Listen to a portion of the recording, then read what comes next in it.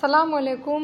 আজ আমি আপনার সাথে শেয়ার করব একটি পিৎজা বানালে সবথেকে আগে নিজের ডোকে ভালোভাবে স্প্রেড করে নিতে হবে, তারপরে কাঁটা চামচ দিয়ে ফুটো করে নিতে হবে, তারপরে রিফাইন্ড অয়েল সাইডে দিয়ে একটু অরিগানো দিয়ে দিতে হবে তাতে ভালো দেখতে লাগে।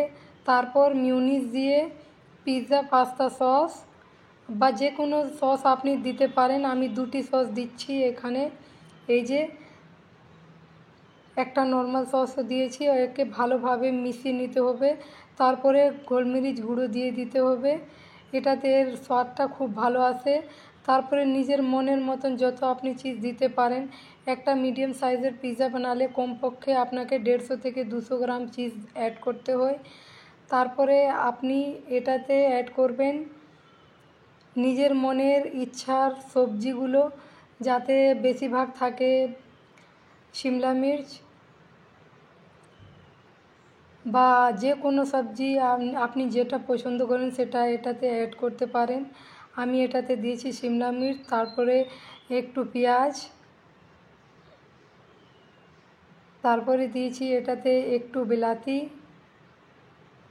এগুলো সব অ্যাড করে আপনি নিজের মতন মনের মতন একে সাজিয়ে ভালো করে রেডি করে নেবেন।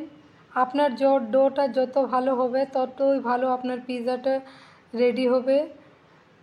এবার আমি এটাতে অ্যাড করেছি একটু পনির। এই যে দেখেন, বিলকুল এইভাবে নিজের পিৎজাটাকে রেডি করে নেবেন।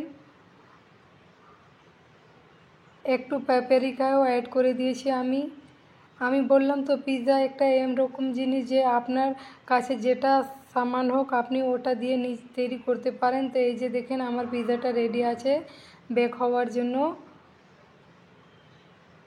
তো যেটা আমি বললাম সেইগুলোই রেসিপি লাগে পিৎজা বেক করার আগে। আমি নিজের পিৎজাকে ওভেনের ভিতরে দিয়ে দেব, যে কোনো ওভেন হোক। পিৎজা 15 থেকে 20 মিনিটের মধ্যে মিডিয়াম সাইজের পিৎজা রেডি হয়ে যায়, কিন্তু ওকে ওভেনটাকে আগে 10 মিনিট প্রিহিট করতে হয়।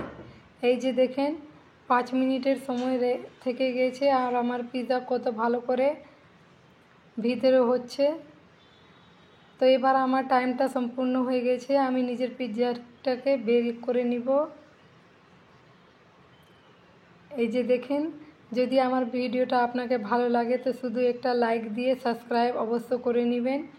তো এটা ছিল আমার পিৎজার অর্ডারের পিৎজা ছিল, যাতে আমি 350 টাকা চার্জ করেছি। আমি কি বেশি চার্জ করেছি আমাকে ভিডিওতে অবশ্যই জানাবেন।